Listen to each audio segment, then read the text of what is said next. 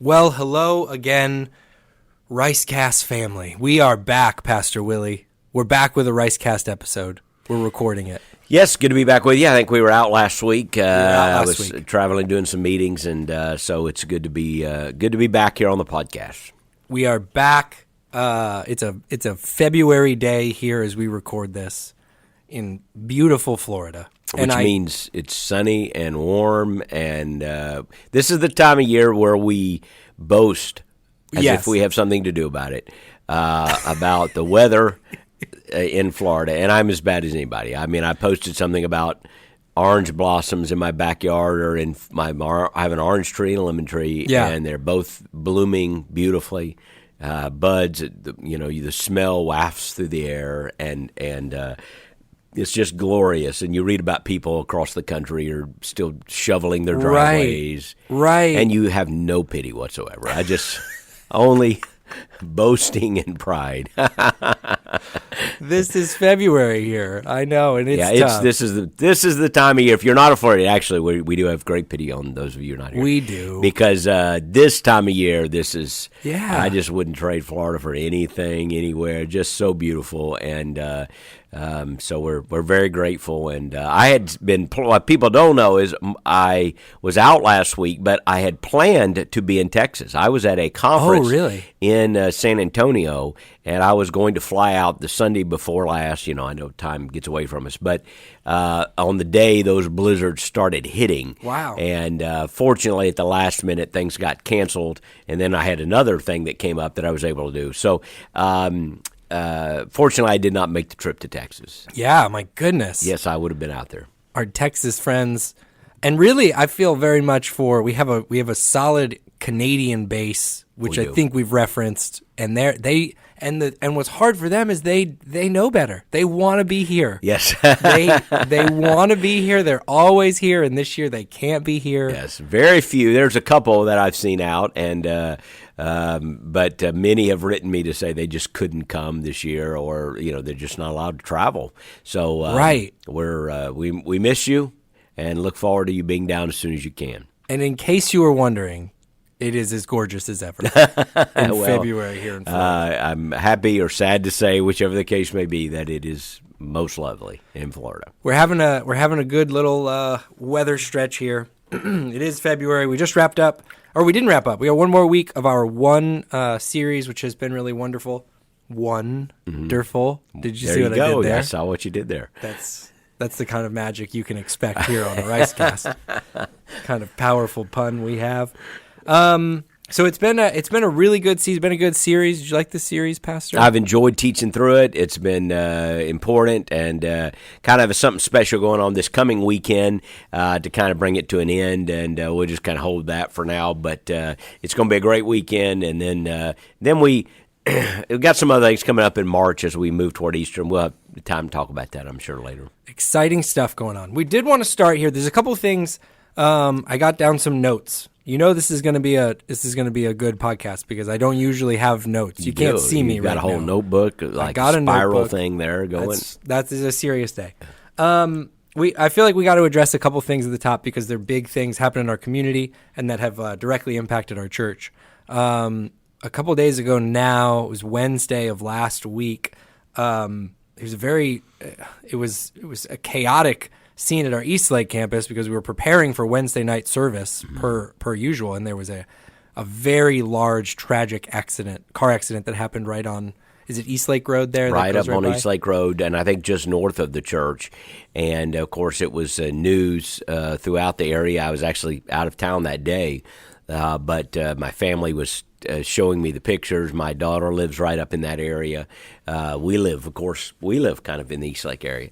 So, but anybody in this area knows what happened with the tragedy of one of our Pinellas County Sheriff's deputies who was tragically killed by a drunk driver.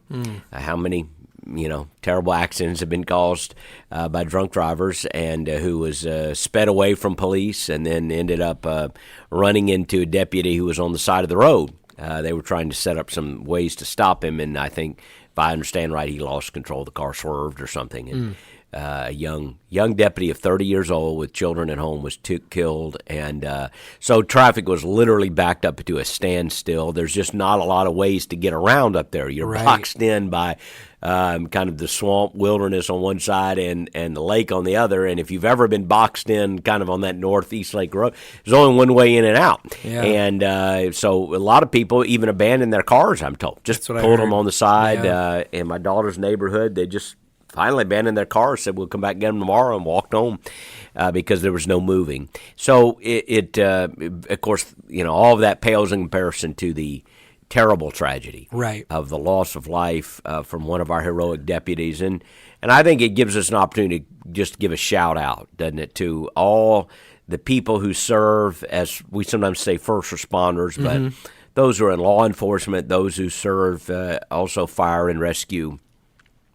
I've been a part of some of these. I did a funeral for at St. Petersburg, a police officer a few years ago who was killed in the line of duty.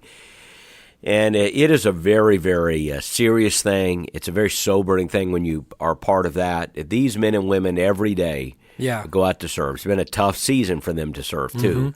And so I want to give a shout-out of appreciation to all those who serve our community and law enforcement and who really do put their lives at risk every day. Yeah.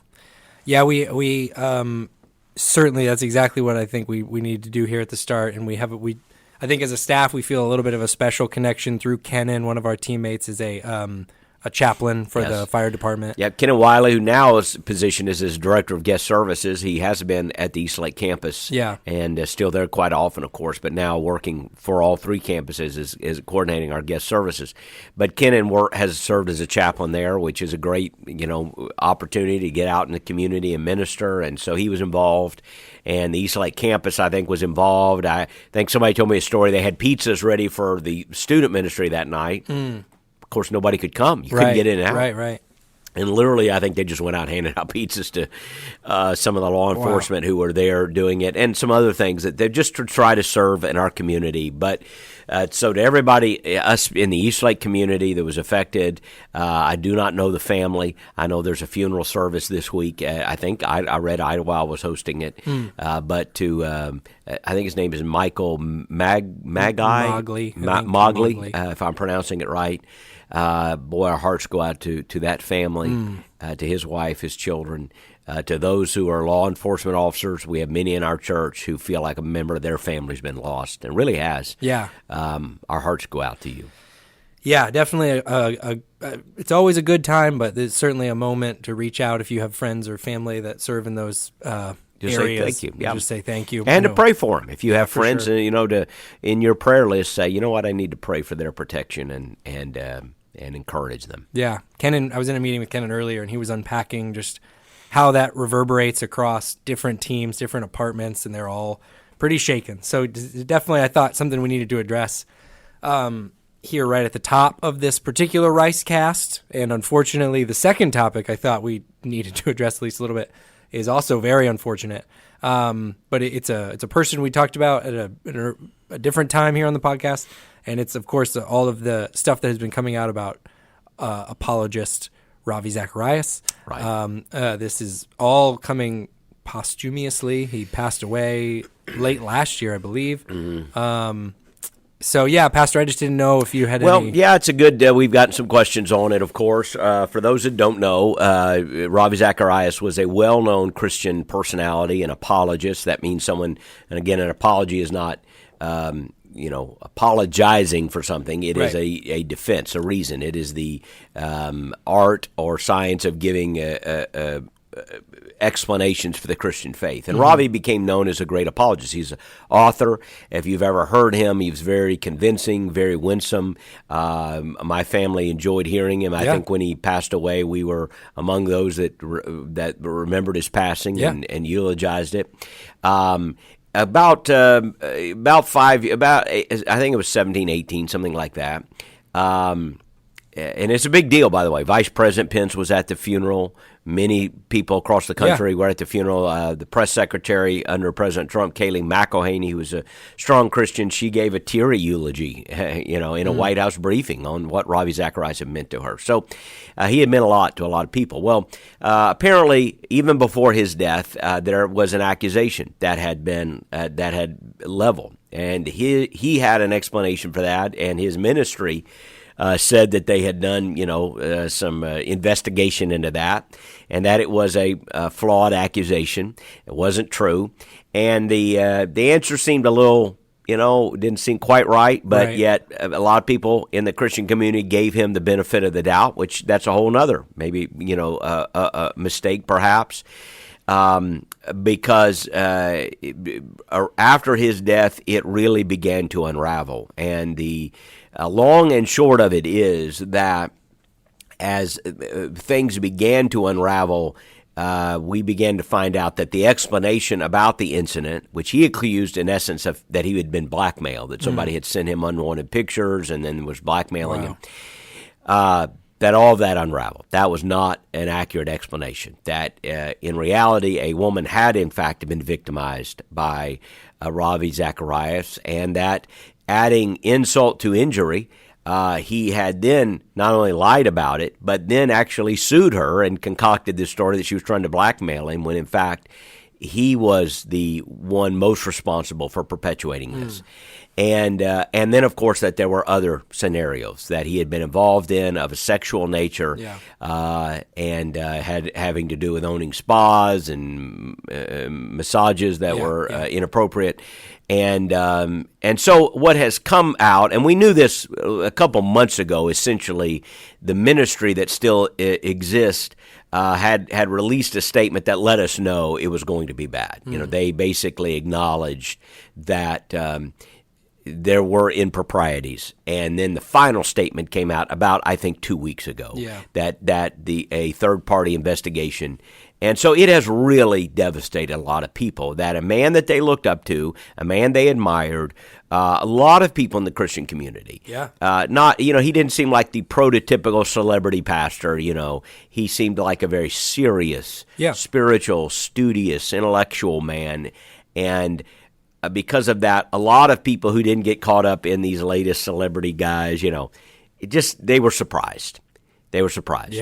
And devastated, really. So I think that's what you're referencing there. And people are asking, how do I respond to that? And, I guess we could say a lot of things about it. I think we could say, first of all, as painful as it is, as difficult as it is, this is a reminder that people will fail you, and that our faith is in Jesus who never fails. And you may have had a pastor who taught you about the Lord, and then you later found out that he failed some moral way. Everybody fails, of course, but some fail in such a grievous and pronounced fashion that it really seems to negate the weight of their ministry and the influence of their voice. And that's what Ravi Zacharias was involved in. There's just no justification for it at all. And we can't say, sometimes people will say things like, well, we all sin, or we all, there, but for the grace of God go I. And I understand the sentiment behind that. There's an element of truth. But it sounds trite to someone else listening in. Because what he was doing, let's not pull any punches, was wrong. It victimized women in vulnerable positions. A lot of these, like massage parlor deals, people are being trafficked through that. Women are in essence being trafficked in those situations. The whole prostitution, sex industry. You have to understand that these are women many times who find themselves trapped, and so it very much is a kind of modern day slavery. And then, of course, what he did to the woman who, he said, sent him a picture unwanted. Well, we find that that's not the case at all. He had pursued things. He had lied about that and then tried to cover it up and lie and sue. So, look, there's nothing we can say except this is awful. But I think the first lesson is people will fail you. So as much as you may love a pastor, as much as you may admire a spiritual leader or an author, Just know this. It's the Jesus they point to who is true and right and will never fail you. But people can. That doesn't mean they all will. In fact, many do not. But the reality is you need to prepare for it, because you probably are not going to go through your life unscathed in terms of being disappointed. Sadly, even today, I was briefed on a situation. Our listeners wouldn't know about this, but I was briefed on a situation of a church planter that we were working to support, hoping to support in another place, and he's had to be removed from that position for moral failure. And so hardly a month goes by, I would say, that I don't deal with it at some level. It's painful. It hurts. I think the next thing people want to ask is, well, does that negate everything he said? The answer is no. What it does color everything he said. You're now looking at it through a different vantage point of, did he really believe this, or at what point was he doing this or that? But I would say you have to begin to evaluate the message for the sake of the message. I have Ravi Zacharias books. I'd probably be less likely to buy one now, but I'm not sure I'm going to go throw all mine away either. Because, there might be things there that I would look. There are certain arguments, logically, rationally, that might be helpful. But it is certainly going to color his ministry and ruin, I should say tarnish his legacy. It's grievous. So, but I just want to, I guess the caution I'm saying there is, while pastors may fail, institutions may fail, churches may fail, if they're pointing you to Christ, it's the truth of those arguments you need to rest upon. Yeah. And then the last thing is, it's easy to get cynical and say, everybody's a fraud. Yeah. And you're going to find yourself, every pastor's a fraud. That's not true. Most pastors I know aren't. I know hundreds of pastors. I know many of them, dozens, very, very well. Most of them are faithful to their wives. Most of them believe what they're preaching. They are humbly and faithfully trying to serve. Dr. Adrian Rogers once said something about when, someone pointed out a falling star in the sky and said, the reason everyone looks for a falling star and it's so noticeable is because the rest of the stars stay in place. And so just remember, when you see a falling star and you go, wow, that's awful, it's terrible, it just reminds us of the prevalence of sin, the weakness of human nature, and the fact that any of us could go a place where we don't want to go if it were not for the grace of God. That is true. Yeah. I don't think everybody's one step from being an abuser and covering up, but sin can take you further than you want to go. What happens with sin is that's exactly what it does. It takes you much further than you want to go. Yeah. No one starts out doing that. It builds up over time. But just remember, most pastors, most spiritual leaders, most of the people who have talked to you about Jesus, they're not frauds. They're not, they may be flawed human beings, because we are all flawed human beings, but they are people who are sincere and honest, love their wives, love their families, and are trying to live for Christ. And sometimes it looks like everybody's falling, everybody's a fake. The truth is, no. Most people are at their post and serving the Lord. Remember this. Elijah got discouraged, said, God, I'm the only one left you got. Yeah, right. God said, let me tell you something. I got a bunch of folks you don't know anything about that haven't bent their knee or bowed their head to Baal, and they're still worshiping me and serving me. So sometimes you think, am I the only one that believes this? Am I the only one trying to be honest? Right. No. God has a lot of people who are still faithfully, a lot of preachers that you've never heard about, that aren't on somebody's pedestal, but they are serving the Lord faithfully, and by the way, during a very difficult season. Yeah. So we grieve over the news of Ravi Zacharias. We do not minimize it. We need to lean into it. There are a lot of lessons which we could go into in terms of how we avoid those things. We need accountability. We need transparency. And I would say this to all the people, when you think about national platform ministers and ministries that you support, just be careful. Look at the accountability structure. Are they involved in local church ministry? Are there responsibilities? There are a lot of things you can look to. And by the way, when somebody is accused of something, look at how they respond. Right. What's now coming out is they didn't respond with transparency, and right. they, he never turned over his phone. That's a big warning signal to me. Like a leader, and something you get accused of something, and you don't just say, "Hey, here's my phone, here's my computer, look at everything. You've got everything." That should have been a huge warning sign. Right. And I don't know how they missed that one. So, but they did. Yeah. And anyway, well, I'm glad we can address it, because I don't want people to be overwhelmed or discouraged. Well, and I think that so many important, good, necessary things that you said in there, and not the least of which is like, why address it? Why bring it up again? And I think you've always held this posture here on this podcast, and as a leader of this staff, it's because people are victimized by this stuff. Yep. And when you hurt the victim twice when you minimize it, or when you downplay it, when you won't stand there and say, this was a horrible, heinous thing that happened and should have never happened.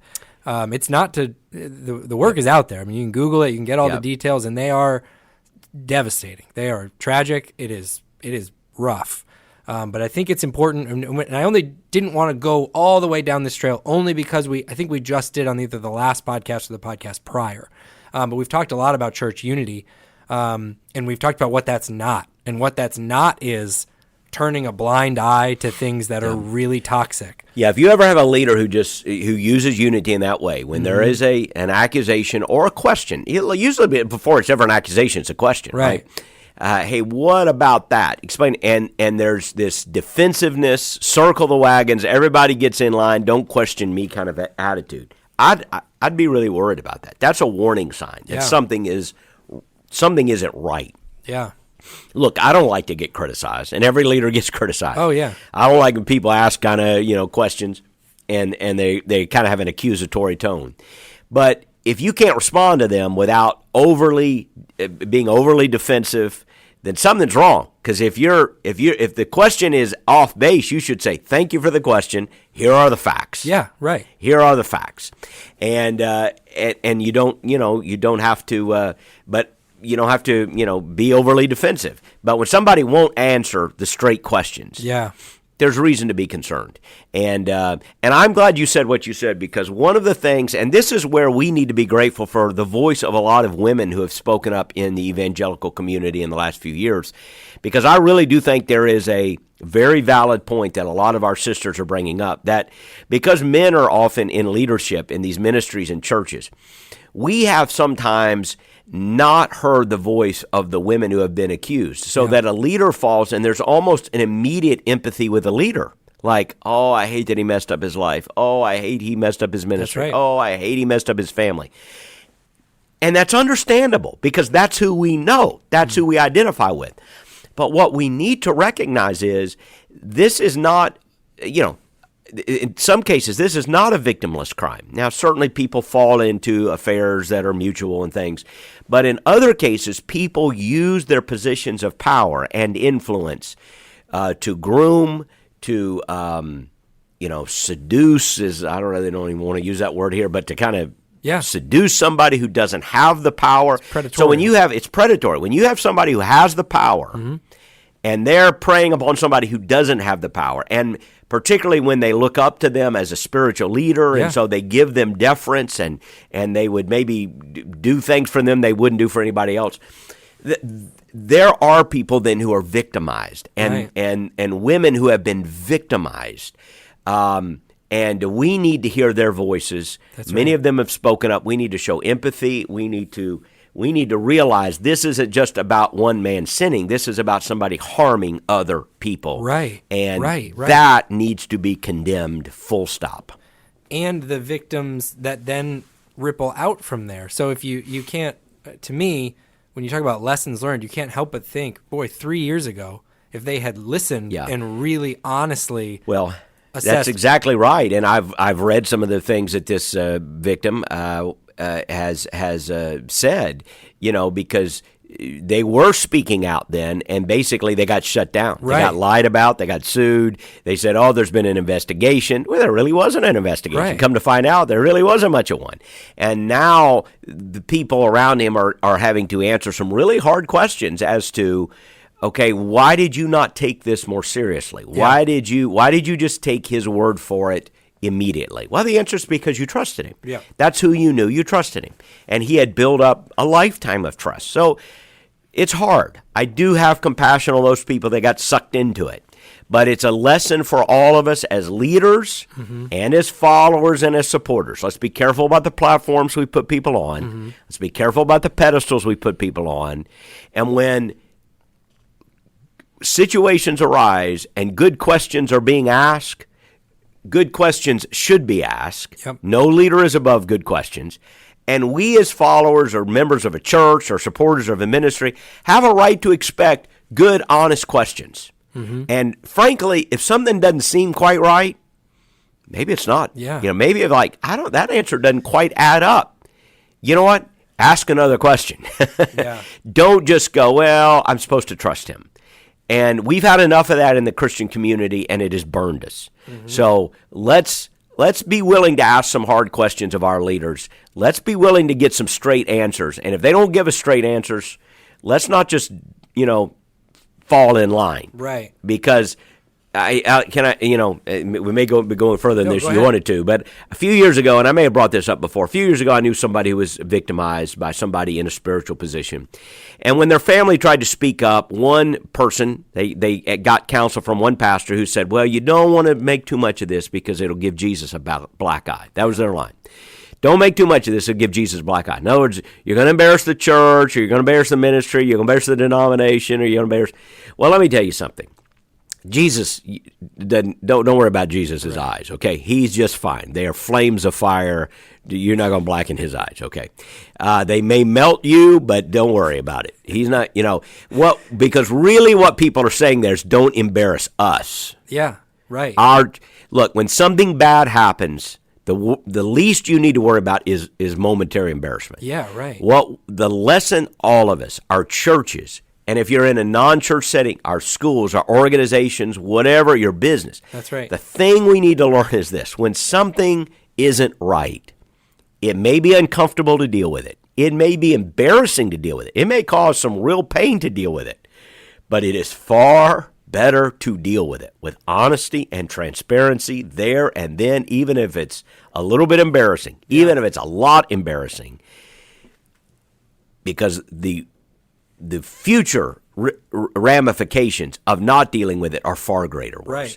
And the women I have talked to who have been victimized and then it got covered up by their family or it got covered up by a church or it got covered up by whoever, fill in the blank. Yeah. They will tell you, I feel victimized twice. Right. And I'm not sure that the second victimization was harder than the first one. Right. Because when I cried out for help, nobody believed me. Yeah. When I asked people to stand with me, nobody stood with me.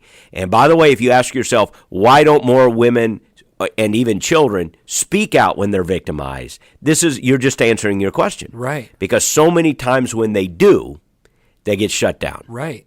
They get shut down. Oh, you can't say that about him. So, look, there are false accusations, and we should not be quick just to believe something we've heard just because somebody makes an accusation. But we should be able to ask good questions and expect good answers and hold our leaders accountable. And this will be a cautionary tale because, sadly, it won't be the last one. It won't be the last one. There will be another one. There will be another one. People fail.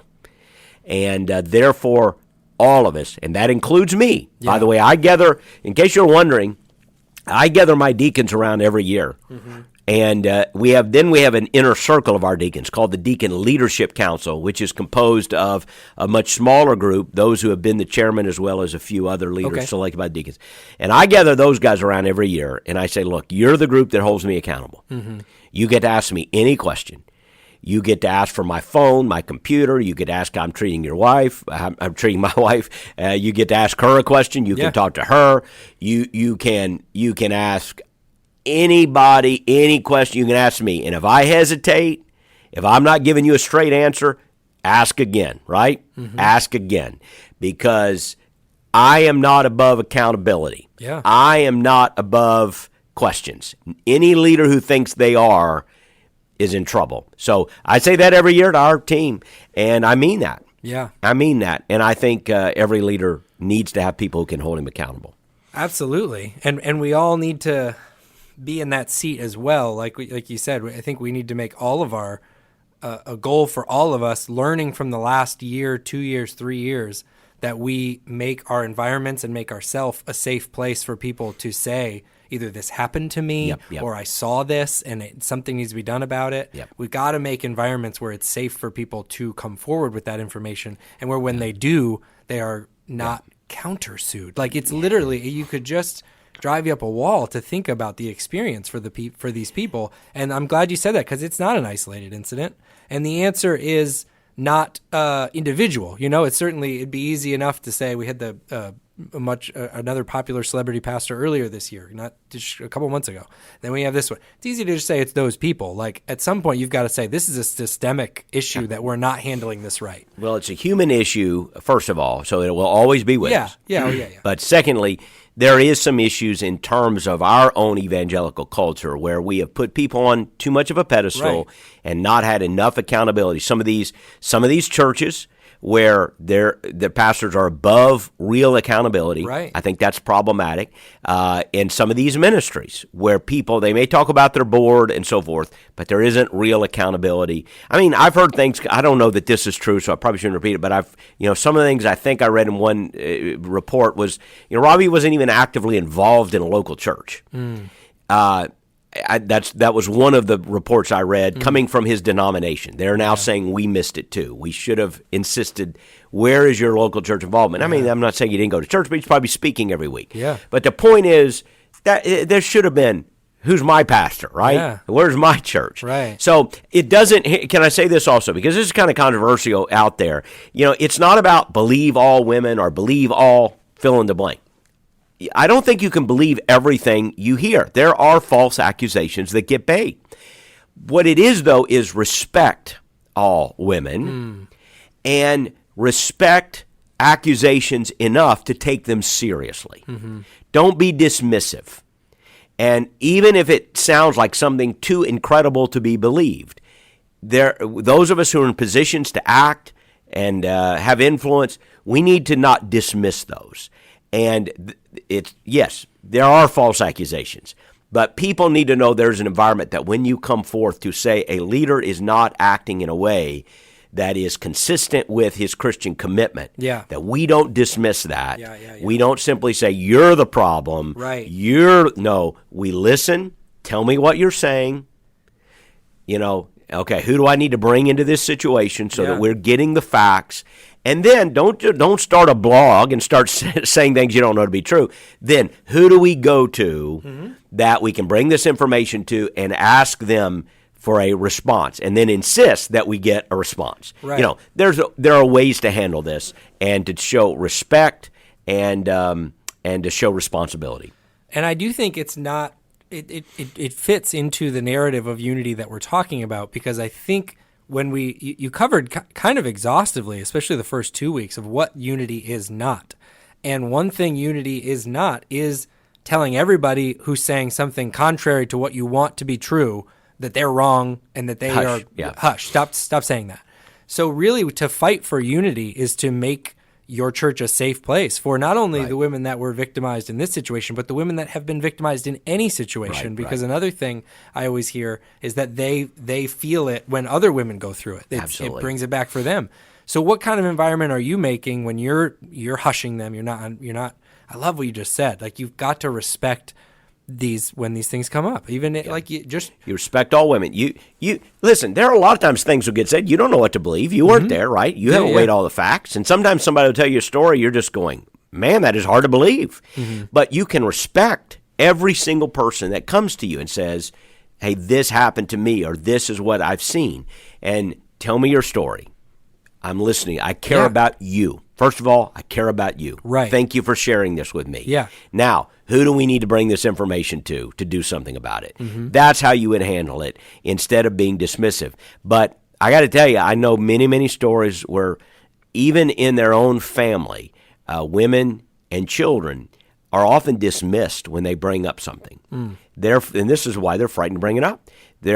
I could tell you stories, obviously, for obvious reasons. I'm not going to go into too many details. But I know more than one story, I can assure you, where somebody being victimized finally musters the courage to share, and they get shut down. They just flat get shut down. I don't believe that. It's your fault. You're making this up. And they're the ones that end up getting disbelieved. And that happens. Listen, there are false accusations out there, but what we're talking about happens like 9 times for every one time there's I don't know what the numbers are, but overwhelmingly. So we just need to create those safe spaces. We all got to work harder. And I think the lesson is we all got to work harder to hold people accountable, to not put people on a pedestal. We honor those who preach and teach over us. I feel so honored in this church, and people honor the office of pastor, and I'm grateful for that. But that should not mean that we don't have people who can ask the hard questions, hold people accountable, and because the areas in which people get tripped up are almost always the same, has to do with sex or money. And so you better have some guardrails. And by the way, if you're listening to this, we're talking about you, okay? You need to have guardrails in your life. That's right. You need to have guardrails in your life. And we just got through a series on temptation. Pride, possessions, pleasures, right? Yep. That's where the devil's going to attack us. So we need guardrails, and we need accountability. Every one of us do. It's such an interesting place to land there, too, because that's the other thing that jumps out of this story to me is that some of the imagery they use, the biblical authors use in the Bible, biblical authors in the Bible, that's the sentence there. Sorry. I think of Paul saying, I ran the race. It's a long process that we're all on. And this to me is another story of you just can never kind of shut it down. You can never say, I've been a Christian for a long time. I'm okay. I'm fine. I'm just going to sort of coast this one into the harbor. I've met people who had affairs in their 70s. Right. People right at the end of their ministry that trip up financially. They get sloppy and begin to think, I deserve this, and they make shortcuts, and then it tarnishes the end. So yes, when people are looking at this situation saying, there but for the grace of God to go I don't think they're saying, hey, I'm one step from, owning a massage parlor or abusing someone. But I think what they're saying is, I know I could have drifted into evil. I could drift into sin. And yes, you could. There is truth in that. If you got away from the Lord and you drifted into your sinful temptations, and then what happens is it takes you where you don't want to go. Yeah. And that obviously I'm sure I don't know Ravi's story. I'm sure it happened in his life. I'm sure there were small compromises that led to bigger compromises. Yeah. And then you think, well, I can do this. And bigger compromises, it morphs and it grows until now a man who had a great legacy 5 years ago now has a very tarnished legacy, and he'll never get to write the last chapter. His salvation is in the Lord's hands, and I want to believe he knew the Lord and had just fallen into sin. The Lord knows that, not me. Yeah. But he can't in this life write a redemptive chapter. But I got to tell you, even if you're alive, there are some falls that are so great, it's very hard to write a redemptive chapter that anybody else remembers, because it tarnishes your life and your testimony, even your ministry, and it's a cautionary tale for every one of us. Yeah, that's what, when you said that, that's what fired off for me, because not a especially young guy, and if you ever think there's a point where these sort of temptations, or the idea that I'm not going to drift off now, I've been doing this for so long. Yeah. You're never just able to coast, essentially. Like, if you're not actively swimming, you will drift. I think you've used the line, you never drift anywhere you want to go. People don't fall over the waterfall, they drift. Right. They drift into the current. Yeah. The current carries them. The current gets faster and faster and faster, and then it takes you where you don't want to go. And so people will say, he just sinned. Well, he just, something just happened, as if it came out of nowhere. No, it's usually a long journey, and of small compromises that led to a big one, that led to a disaster. So it's a reminder to be sensitive to the Holy Spirit. Every time we take communion, there's that reminder to search your heart. So good. And to make sure things are right with the Lord. And so that's what people mean when they say, there but go, grace of God go by. They don't mean I'm about to go buy a massage parlor. They mean I could have drifted into sin, and then it could have carried me in a place. But be careful when you say that, because people almost think you're minimizing somebody else's sin as if it's not a big thing. I might have woken up and done that. Well, no, I think I think he did that because it carried him over a long period of time, and it's very, very tragic. Yeah. Yeah, I definitely thought it was important to talk about. I'm glad we did. I did want to touch on one more topic before we jump off this one. You good, Pastor? One more, absolutely. One more topic, because there was two things jumped out at me.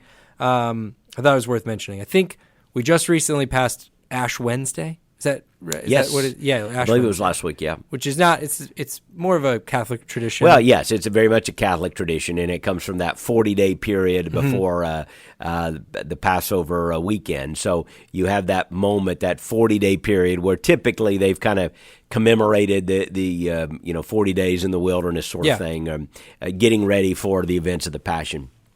And it's more out of Catholic, although many ecumenical traditions hold it too. And sometimes even in our non-ecumenical or non-liturgical, I should say, non-liturgical traditions, we still sometimes remember this 40-day period. I know I've taken sometimes where I've had prayer or a degree of fasting over this period of time, getting ready for Easter. I haven't really thought about it as much this year, entering this 40-day period. But anyway, it comes out of that liturgical Catholic background. And it's an interesting, it's a reflection in those traditions of mortality. Yep, that's the ashes on your head. Right. And it just struck me, Pastor, of course, while we're not in those traditions, we are thinking about Easter. We're prepping for Easter. We're kind of in that. It's coming up here pretty quick.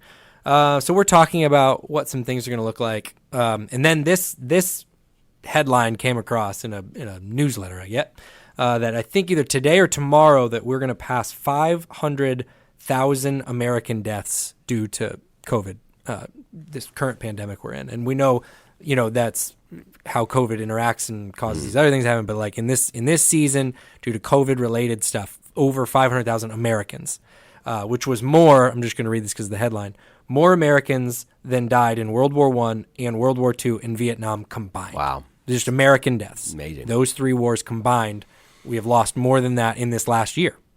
So it was just it got me thinking, we're heading into Easter, we'll do a Good Friday service here at Calvary. And you reflect on the death, and reflecting on death this year feels so different. And before I pass it over to you, I want to hear your thoughts. We were talking about some creative elements, some things we might do, and Pastor Ron, one of the members of our team here, Pastor Ron Cooney, said it's an interesting thing. We'll often quote the verse, "Oh, death, where is your sting?" which is a psalm, right? Mm-hmm. Isn't that a psalm?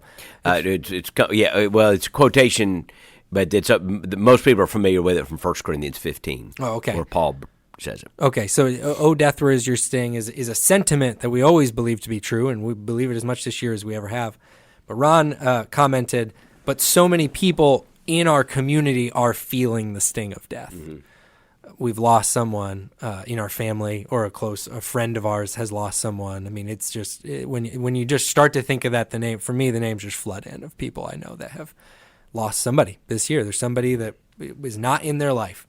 So death feels so much, and obviously the numbers show like death has been all around us for this last year. So as we approach the season of Easter, we move into this season now. Do you have any thoughts on that as opposed to other years? Certainly. And by the way, we're not trying to go into all the controversy about how they count deaths and all that, blah, blah, blah. A lot of people have died. Yes. Okay, we understand that. Right, we understand that there are other reasons, and some people think it's been inflated, and some people, Yeah. But the point is, there's no question. The death rate in America has gone up. I actually heard somebody say that it hadn't, and no, it has. It will have increased this year. So, and 500,000 in some way, shape, or form have been attributed to COVID. And most people I know can think of someone. We've had people in our church that died from COVID. So, and some that came very, very close to dying. Mm-hmm. Some younger than me. Mm-hmm. So and some that seemed healthy before COVID hit. So death has impacted a lot of people, and it certainly has impacted our church as well. It's been a stressful season. I said something to somebody the other day. I said, you've dealt with more stress than you even know because you've thought about dying in the last year. Yeah. And people go, "Oh no, I hadn't been afraid. Yeah, but I guarantee you, lurking in the back of your mind was, what if I get this? Or if you had it, you probably had a little bit of fear, like, is it going to get worse? Am I, every time we coughed in the last year, oh, right. Every time you went, I'm running a fever, yeah. And your mind went worst case scenario. What if this happens? Death is real. The Bible doesn't, the passage from 1 Corinthians 15 is where Paul is talking about the final triumph of Christ and the return of Christ. And he's talking about then death will be swallowed up in victory. Mm-hmm. And then he is imagining this. He is prophesying it, if you will. And then he bursts forth into song, "Oh, death, where is your victory? Oh, grave, or death, where's your sting? Well, grave, where's your victory?" Right. He's not talking about right here and now. He's talking about our hope when Christ returns. Death still stings. It still stings. It still hurts. The Bible says we mourn. What the distinction for those of us who follow Christ is, we don't grieve as those who have no hope. Yeah. We grieve as people who have hope. We believe this is not the end. Mm-hmm. And because of that, we yearn for that day when the sting of death has been completely gone and the victory of the grave is completely removed. And it's because that hope is so certain that we can stand by a graveside and say, you don't get the victory. Maybe today, but you don't get the victory. Jesus writes the last verse, not you. And it's going to be a good one. And so that's why every funeral I've ever done, every time I've gotten around a graveside, I've said, listen, this is the end, but it isn't the end. Right. And we leave here as people of hope. Yeah. And that hope carries us. Now, are our hearts broken? Do we miss our loved ones? Do we grieve? Absolutely. Yeah. Absolutely we grieve. But we grieve as people who have hope. So that's the difference. And this Easter season, maybe that will be a more precious truth to us than ever before. Maybe it'll be an opportunity to invite people back to services or to view online. And more people are starting to come back every week. We're seeing people come by almost every week. I see somebody, hey, it's my first time back, first time back. So for those of you getting ready to come back, we think you can do it very safely, and it's a joyful thing to be back. For those of you still online, we miss you. Easter's coming. We're going to provide, way too early to say this, but we're going to provide a number of opportunities, and we're even going to have a very strict protocol service for those people who haven't been back to church but really want to be here on Easter. So, but maybe this Easter season will be more precious to all of us because of what we have just gone through. We missed gathering last year. We missed, here at Calvary, we even missed gathering on Christmas Eve. But Easter's the one that maybe hurt the most last year. We weren't able to gather on Easter. And we almost certainly will be able to. We hope here. Quit making predictions, but it looks very, very positive that we're going to be able to gather on that first weekend in April and celebrate the risen Christ and our victory over death. But this is a moment where we should grieve with those who grieve, mourn with those who mourn, be sensitive to people who have lost loved ones, and because we know that sadness is very real. Yeah. And that feels like, to me, what us as a team we're even processing going through this, and like it doesn't mean any of the sentiments we've expressed any of the other years are any less true. It doesn't mean we're going to be approaching the topic fundamentally any differently. It's just almost a gut check of like, do you death really believe that death is not the final thing? Yeah. Because now you got to look it in the face and say that. Whereas other years in our country, we've been generally blessed to not deal with stuff like this, to not have well, the whole purpose of Ash Wednesday in the liturgical tradition is to remind you of your mortality. It's to place ashes on your head that remind you that you, ashes to ashes, dust to dust. Yeah. And you will die.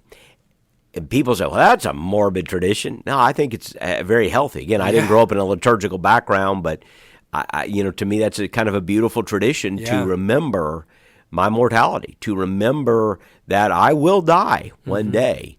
Am I ready to die? Am I ready to meet Jesus? When that time comes, am I at peace? I don't have it, we're not longing for it. We're not in the sense of death itself. Yeah. We're longing for what's behind it, but we want to live. We want to. Our attitude should be exactly what Paul's attitude was. For to live is Christ, to die is gain. I want to live. I want to serve God every day He's given me. I want to be grateful and full of life, and love people and serve God's purposes. But when the day comes, for me, I'm stepping across and going on the other side. But I need to know that's coming. And to live as if it's not going to come is foolishness. So I didn't grow up in a liturgical tradition. We don't do it at Calvary. I don't know what people would think about me if we started putting ashes on people's heads in the Baptist community. You and me have a big old We target have a big here. one, but I like the tradition. I don't know. I Yeah. can see why people, because it's good to humble ourselves and realize Yeah. death is real, but praise God, so is the hope Yeah. that Jesus is alive. That's just as real. And an important word in there, too, I just want to reiterate, you said death still stings. I think that's what our team is approaching is when you talk about celebrating Easter and celebrating all that goes into that. We're going to do that this year. We're going to do that. Maybe we've got some built up from last year not being able to do it in person, so it may even be bigger than it ever has We been. may do a somersault or something. But I guess what I'm saying is from our team, what you're saying, if it takes you a little bit more to get there this year, I think that's probably appropriate. It's okay. The And- sting of death is more prevalent. Well, and the joy on the backside means more. Yeah, When you've felt the weight of it. Mm-hmm. You know, we all run past Good Friday and get to Sunday. Yeah. And but we need to slow down on Good Friday. We have a Good Friday service this year. Mm-hmm. We need to slow down on Good Friday. We need to grieve. We need to mourn. We need to think. And it's a good reminder that this year we need to think about the people whose lives have been lost. Yeah. And that death maybe is closer to us than maybe most years. Yeah. And I tell you, I just want to reiterate this too. You already said it. But coming into Easter, I mean, if there's people in your life, conversations that you can start, what an opportunity to say this. Everybody has experienced death in this last year in some capacity. Like you said, I love that you said that. I think you said it one time during a sermon. You've thought about it. You thought right at the beginning of this thing, there was estimates that millions were going to die. You thought about it. You thought about something. So a great opportunity to start conversations now. Easter is going to be a really special weekend. We're really looking forward to it. And we hope you can join us. It's going to be a good weekend. But I think that we've crossed off everything on my notes here, Pastor. Wow. We got through the whole. Well, there we go. Very good. We did it all. Thank you guys for listening to the Ricecast here. So many of you have reached out. I know to me, Pastor. I don't know if you're hearing from people. I get emails all the time. Man, that's so encouraging. Thank you so much for reaching out and saying that this has been something that's been encouraging to you. It's great if you share it with your friends or if you subscribe wherever you listen to podcasts. You can also check out the podcast on YouTube now.